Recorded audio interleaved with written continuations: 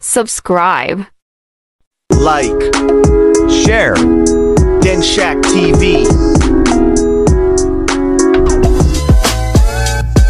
Master Denshack.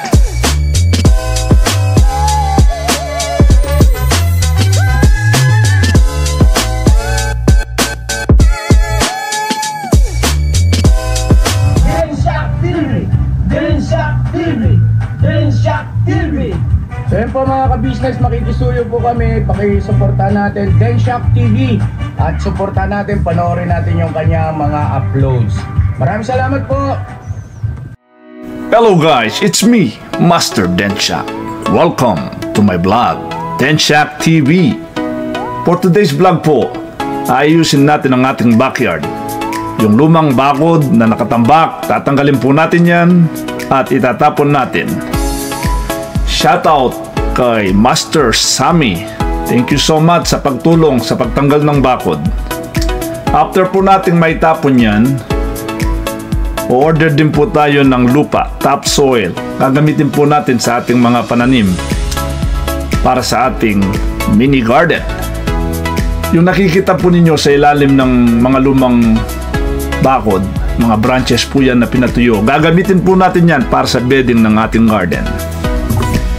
Order din po tayo ng mga alaman, mga vegetable na ating itatanim maya-maya. Kasama natin si Sisay. Yung bakod po pa lang yan, hindi basta pinipick up ng garbage. Kailangan puputulin ng maliliit at magtapon ng paunti-unti. So it will takes time bago maubos yung bakod natin. So ang ginawa ko po, tinawag natin si Master Sammy para isang beses na lang. Dinala yung pick-up niya at itatapon namin sa isang disposal area. Nating itapon tong bakod na ito, bibili tayo ng mga pananim, mga vegetable, at sisimulan din natin yung paggawa ng plant box para sa ating mga tanim. Yung nakita nga yung kahoy kanina, yung mga branches, ilalagay natin yung para sa bedding ng ating plant box. Good thing kumasya ang bakod natin sa isang load sa pickup ni Master Sammy. At least hindi na tayo magdadalawang biyahe pa. Nandito na tayo sa bilihan ng mga vegetable plants. Ito yung okra. Kukuha tayo ng 8 piraso para sa ating mini garden.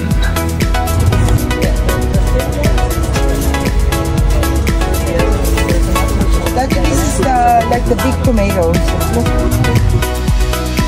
Ito pala yung mga kamatis, yung malalaki yung bunga. Kukuha tayo ng mga, siguro mga 6 na piraso para sa ating mini garden. Souvenir rin to. No, ito yung bang klase? Cucumbers. Pepino. Yeah. Itong zucchini pala. Masarap prituin to eh. Yeah. Lagyan ng itlog, no? You wanna buy one, green or the yellow one? Yellow is good. Ito pa pala, oh.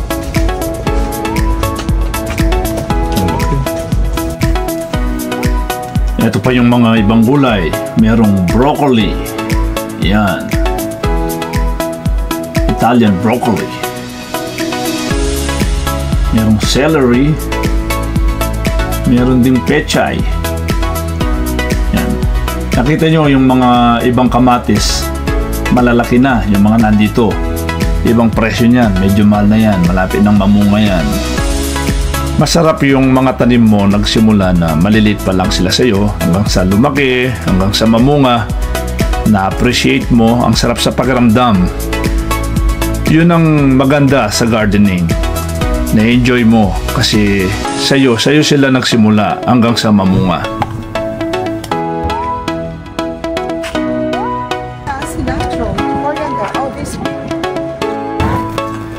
Dito naman sa side na ito, nandito yung mga herbs gaya ng basil, bay leaf, sage, mga coriander, oregano, cilantro, parsley, yung mga ginagamit natin pag nagluluto tayo ng mga pasta.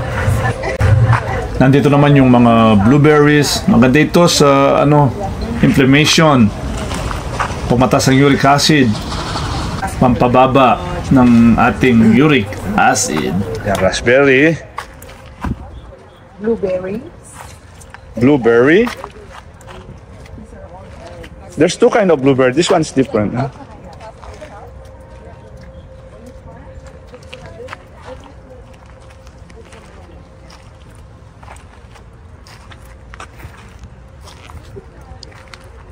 May ubas, oh.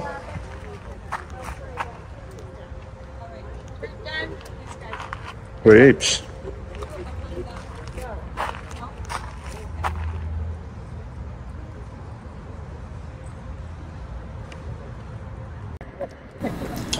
Mga ka-master, ito na yung mga napamili nating mga vegetable, mga plants para sa ating mini garden.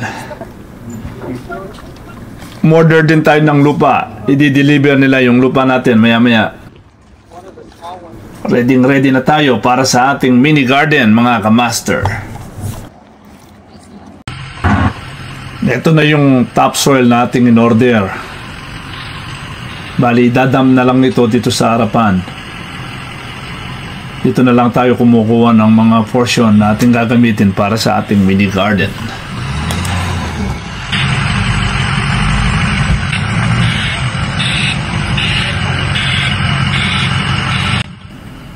Kapag ka marami kang kailangan lupa or topsoil, mas magandang umorder ka ng per load kaysa yung bibili ka ng per bags. Ngayon, kung konti lang naman ang kailangan mo, yun, okay na yung per bag.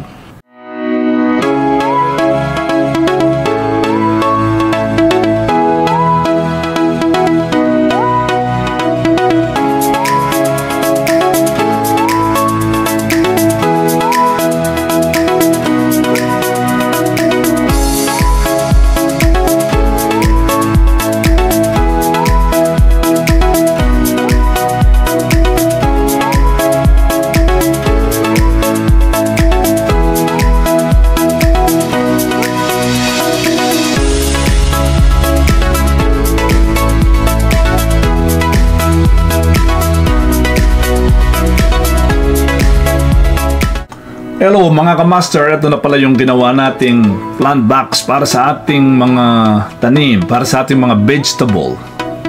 Yan, linagyan ko siya ng mga tray ng itlog at nilagyan ko din siya ng mga branches, mga dry branches. Maganda daw pang layer to bago mo ilagay yung lupa.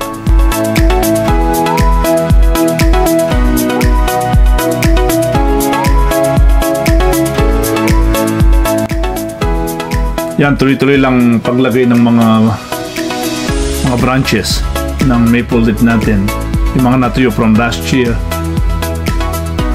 At yung mga down din, maglalagay din tayo yung mga natuyong down. Maganda raw to para sa ating garden. Ito ang ilalagay nating mga layer before natin ilagay yung ating topsoil.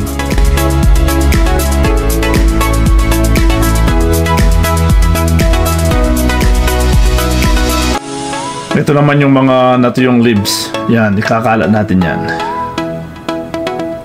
Sasama natin sa mga branches bago natin ilagay yung pinaka-topsoil.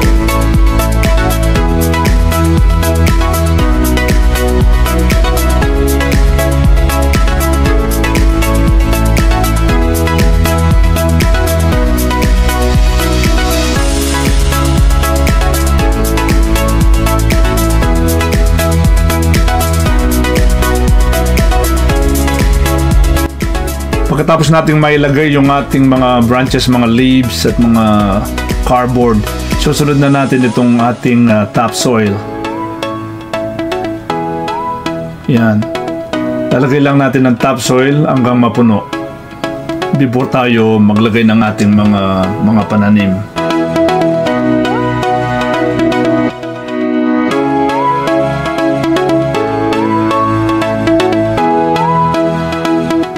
Mga kamaster, yan, tuloy-tuloy lang tayo sa paglagay ng ating topsoil hanggang sa mapuno natin ang ating plant box. Pagkatapos natin gawin ito, doon pa lang tayo magsisimulang maglalagay ng ating mga tanim o yung ating mga vegetable.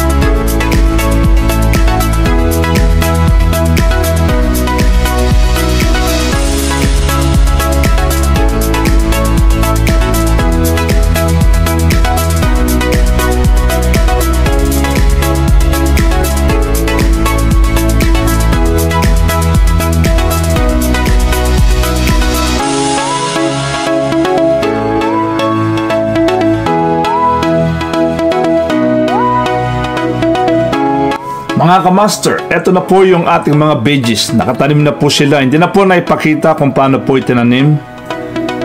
Ayan po, meron po tayong mga kamatis. Ayan. At meron din po tayong pechay. Meron din tayong sili. Meron tayong mga talong, okra, lettuce. Ayan.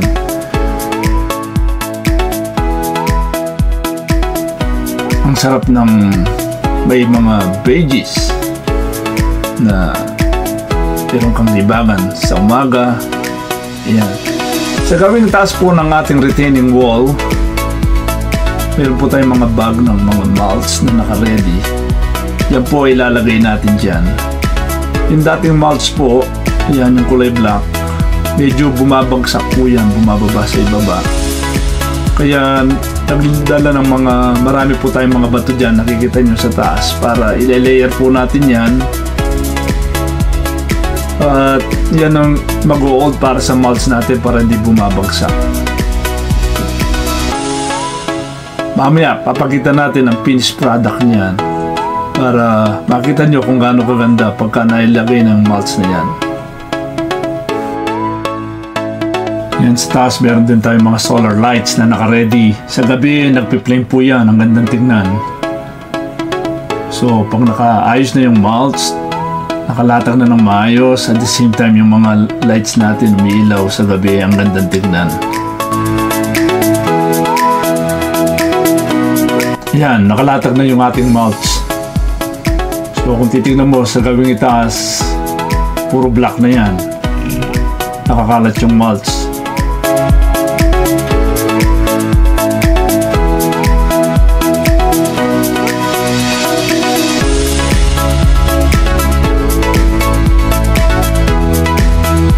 tayo mga kamaster. Kasi tayo sa ating farm. Medyo maputok. Inayos natin yung balag.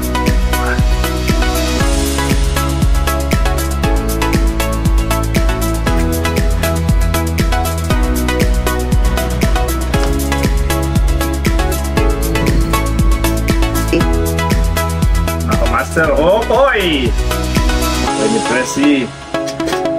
Nandiyan pa rin yung longganisa ni Sisay. Okay ni Sisay, saan ka pa? Yan, kaya sinisipag ako mag-garden eh. Sinasabi ko na nga ba. Pakita mo nga yung ginagawa natin doon. Ganyan pa lang yan. Tapos lang. Wow. Wala kami ng balang. Tignan nyo na yung taas niya. Ako ang gumawa niyan. Galing ni Dennis. Siya. Ako naglinis. Hindi akong bumili niya, di ba?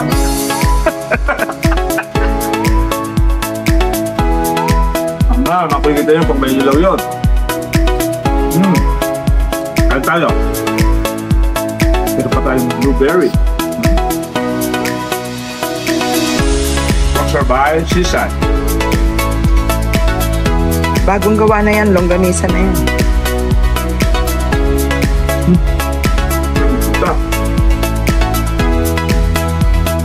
Sasampak sa open Sisay. Tong. Lutong ba?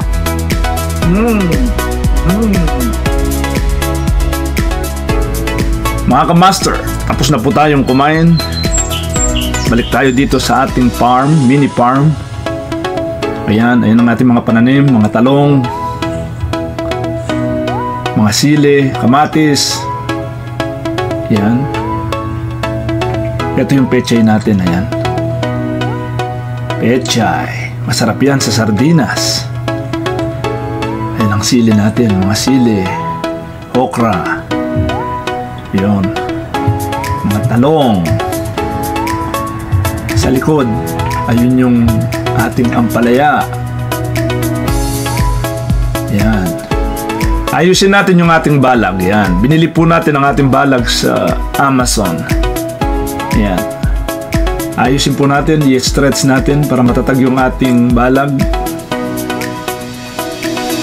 Yan po yung gagapangan ng ating ampalaya.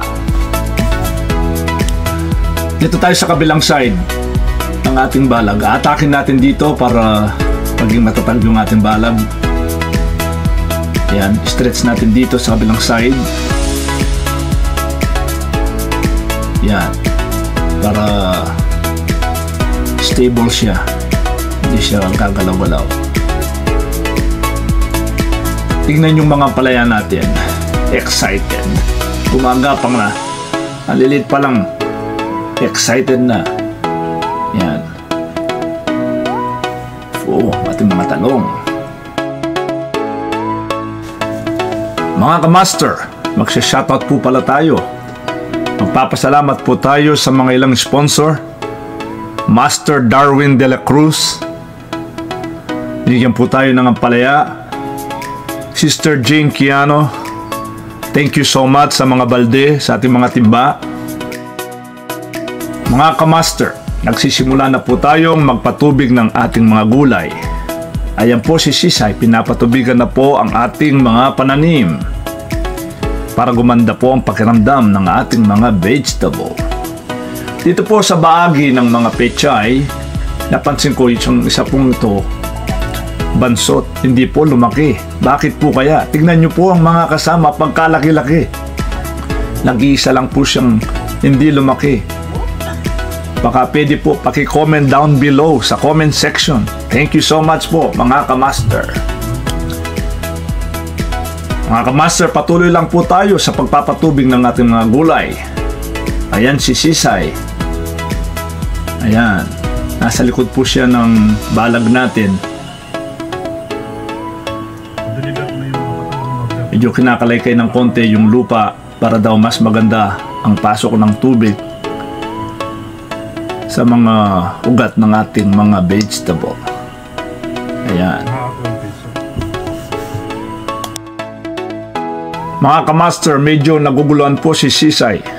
Dahil po ang binili niyang kalating dosen ng kamatis, parang kulang po ng isa. Hindi po niya alam kung saan niya nailagay. Ayan, inaanap po ni Sisay. Bueno po mga kamaster, patuloy lang po tayo sa pagpapatubig ng ating mga vegetable. Ayan. Samantalain po natin abang hindi pa po sila sinisikatan ng araw dahil ayon sa mga expert, isang mabisang pagpapatubig sa mga gulay ay sa umaga abang hindi pa nasisikatan ng araw. Voila!